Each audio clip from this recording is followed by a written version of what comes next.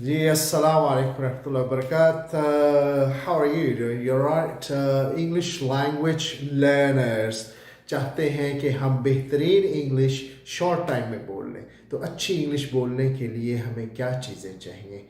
यकीनी तौर पे अच्छी इंग्लिश बोलने के लिए अच्छे लफ्ज़ चाहिए, फिर अच्छे लफ्ज़ तो फिर अच्छी तरतीब चाहिए, अच्छी तरतीब भी आ गई तो फिर अच्छा तलफ़्फ़ुज़ चाहिए। ये सारी चीज़ें अच्छी कैसे हो सकती हैं कि अच्छे लफ्ज़ भी हो जाएं, अच्छी तरतीब भी आ जाए और अच्छे जो है वो तलफ़्फ़ुज़ भी हो जाए। इसी तरह फिर 3 और चीज़ें हैं जो अच्छी होनी चाहिए। वो क्या है? वो इंटोनेशन है, वो स्ट्रेस है और एक्सप्रेशंस हैं।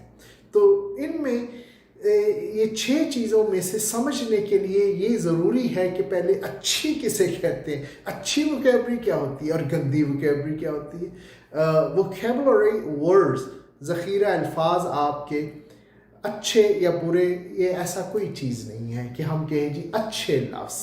तो ये लोगों ने अपना अपना एक क्राइटेरिया बनाया होता है, अपनी सोच है उनकी जहन की कि वो समझते हैं कि ये लफ्ज़ बड़े अच्छे होते हैं इंग्लिश में, यार ये लफ्ज़ अच्छा नहीं है या अच्छा नहीं लग रहा या अच्छा महसूस नहीं हो रहा। ये हर शख्स की इनफरादी पसंद नापसंद, उसके दिमाग से, उसकी सोचों से, उसकी एहसासात से ताल्लुक़ है इसका किताबों में कोई इस तरह से कोई ऐसा नहीं है इंटरनेशनली कि दुनिया में ये लोग तय कर लें या माहिरीन ने ये तय कर लिया हो कि ये लफ्ज़ ज़ुबान में अच्छा है और ये लफ्ज़ अच्छा नहीं है, या ये कम अच्छा है और इसको बोलना बहुत अच्छा है, अच्छा लगता है, ज़रूरी है, या ये लफ्ज़ बोलेंगे तो ये अच्छा लफ्ज़ नहीं है।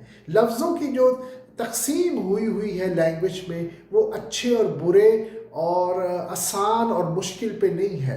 अब इसी तरह बिल्कुल कुछ लोगों का ये ख्याल है अंग्रेज़ी सीखने वालों का, और वो सवाल भी करते हैं, पूछते हैं कि टीचर मैं जो है ना वो बड़ी अच्छी सी इंग्लिश और मुश्किल किस्म के लफ्ज़ बोलना चाहता हूँ।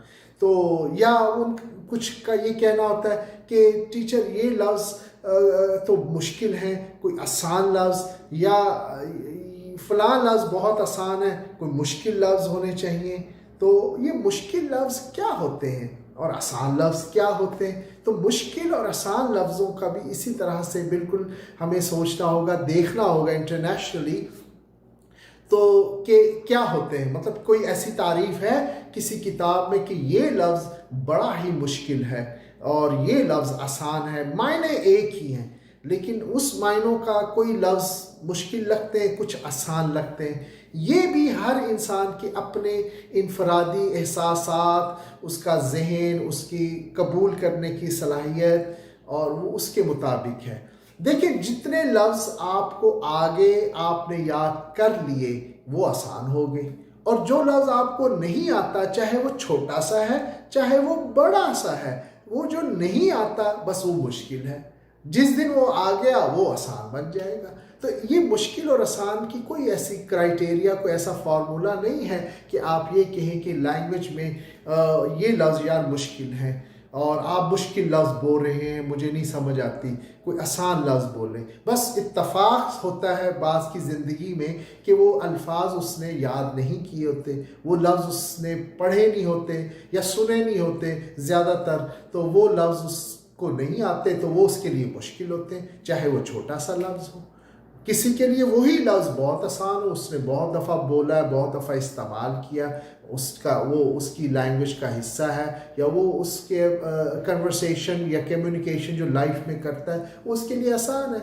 बहुत से लफ्ज़ जो है वो डॉक्टर्स के लिए आसान है इंग्लिश के, वही लफ्ज़ जो डॉक्टर्स बार बार बोलते हैं रोज़मर्रा ज़िंदगी में, वो लफ्ज़ उनको आते हैं, तो वो कोई आम शख्स या कोई इंजीनियर, वो पास का जो इंग्लिश सीखता है इंजीनियर ईरान का, पाकिस्तान का, इंडिया का, किसी भी ऐसे नॉन नेटिव कंट्री का, वो कहता है यार ये लफ्ज़ थोड़ा सा मुश्किल है, इसके क्या मायने या क्या मतलब है, क्योंकि वो उसका ताल्लुक ड्रीम की दुनिया से है, वो इंजीनियरिंग मतलब उसने पढ़ा हुआ है, वो वोकैबलरी है उसके पास, تو ڈیپینڈ کرتا ہے آپ کا سوشل کلاس کیا ہے، آپ کی لائف کیا ہے، اس کے مطابق آسان اور مشکل لفظوں کی وہ ہو جاتی ہے۔ جو لفظ آپ کی لائف میں روزمرہ میں استعمال ہو رہے ہیں، آپ کرتے ہیں، وہ آپ کے لیے آسان ہے، تو جو نہیں یاد کی ابھی تک وہ آپ کے لیے مشکل ہے۔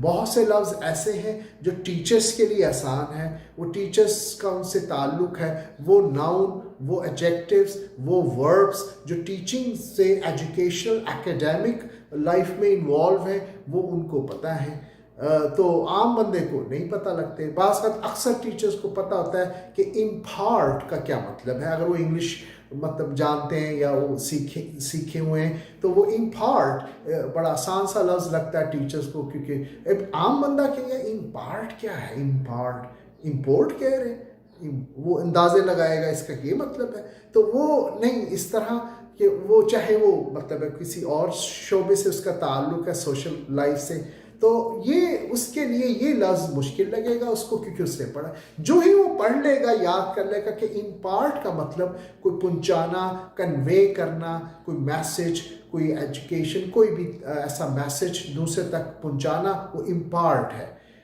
انفارمیشن امپارٹ، کوئی نالج امپارٹ کرنا، پہنچانا دوسرے تک، تو امپارٹ کے یہ معنی ہوں۔ تو یہ والا لفظ جو ہی آ گیا، ایک گھنٹے کے اندر اندر وہ ایسی فیلنگز آ جائیں گی، یار یہ تو بڑا آسان لفظ ہے impart, I just want to impart some information, would you please impart me some knowledge about this subject؟ تو امپارٹ وہ اب اچھا لگنے لگے گا، آسان لگنے لگے گا، جب تک نہیں آتا تو مشکل لگتا ہے۔ اسی طرح سے ووکیبلری کا ہے کہ آسان اور مشکل لفظ کا کوئی معیار نہیں ہے، کوئی ایک خاص فارمولہ نہیں ہے، کوئی خاص وہ نہیں ہے اس کی اسٹریٹجی کہ یہ لفظوں کو ہم مشکل کہیں گے، یہ سارے ہی لوگ مل کر معاشرے کے کہتے ہو یار یہ 5 لفظ یا یہ 100 یا یہ 1000 یا یہ لاکھ لفظ جو انگلش کے ہیں یہ مشکل لفظ ہیں، اور یہ 1000 5000 یا لاکھ لفظ یہ آسان لفظ ہیں۔ ایسا کوئی فارمولہ اور کرائیٹیریا نہیں ہے، لہٰذا ہمیں انگلش لینگویج لرنر کے طور پہ یہ بنیادی معلومات بھی ہمارے ذہن میں کلیئر ہونی چاہیے۔ جتنی یہ معلومات ہمارے پاس بہت لوسڈ ہوگی، اب لوسڈ آپ کو یار یہ تو بڑا مشکل لفظ ہے لوسڈ کیونکہ پڑھا نہیں ہوگا تو مشکل لگے گا، جس نے پڑھا ہوگا سنا ہوگا اس کو آسان لگے۔ لوسڈ کا مطلب صاف ستھری، کلین، کلیئر۔